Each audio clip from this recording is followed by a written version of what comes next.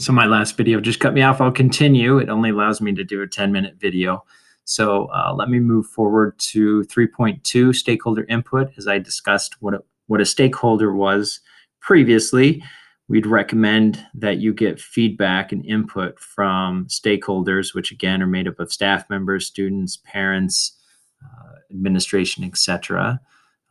That you get their feedback, and I noticed that you utilize some of our surveys that we have, and there's a lot of other ways that you can get stakeholder input through through stakeholder forums where you hold meetings to get feedback, where you include them in committees.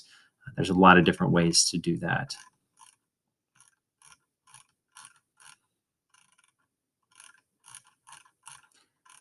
All right, let me go on to the next one.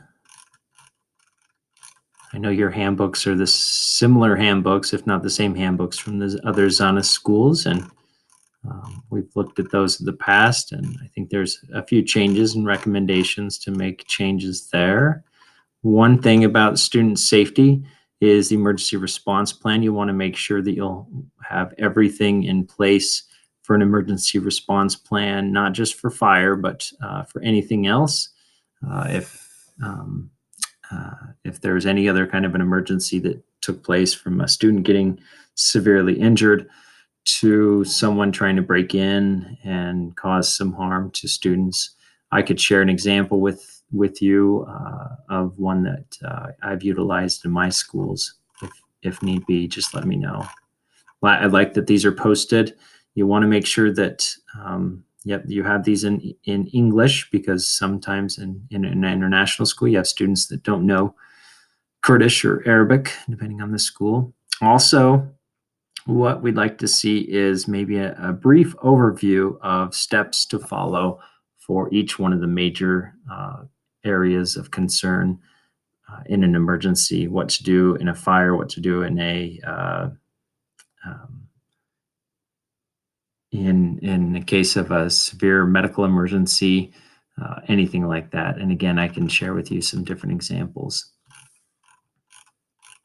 I do love your facilities. They're wonderful. I'm looking forward to coming back soon. And they are so clean and nice, and we have to make sure that those are kept up.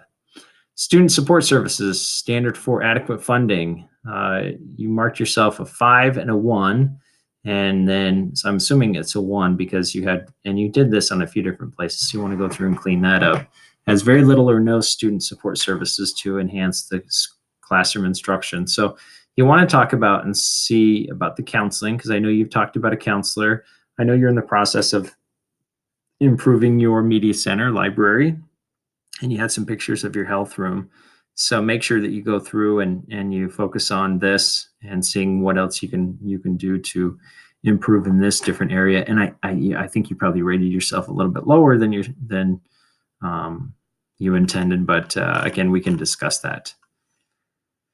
Support staff. I noticed that you put I think these are teachers, and support staff are people that help in the classroom. We call them paraprofessionals or classroom aides, but these are there to help give some additional support.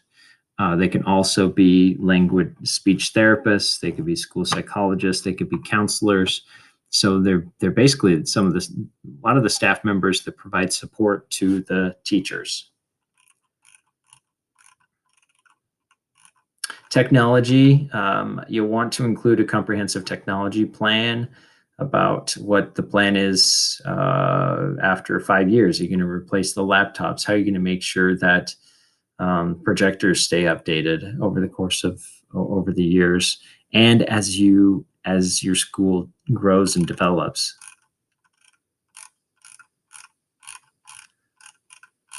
Okay. The next is the guidance and counseling. Again, you had 2 different ratings here, and you want to talk about what kind of counseling services you provide, meaning if a student is having issues with another student, if they're having issues with home, what kind of counseling services are you providing? Also, academic guidance. That's kind of towards high school, about helping them plan about their jobs, future jobs, or their goals in in for college or anything post-secondary. But I know a lot of elementary schools still do career days and um, bring in people career related fields and have them do presentations. And I think I saw some that you had in your school, like the firemen were there, the emergency medical responders were there, and I think you've done some of these different things. So talk about and come up with a specific plan that you can include in your school for that.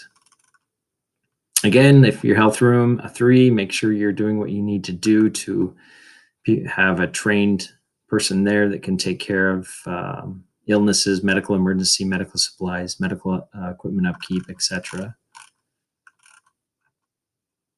Community service, it'd be an easy one to do. And when you're talking about community service, it could be something that goes on in the school or outside the school, but something that you're instilling in students empathy and working for their community and giving back to their community.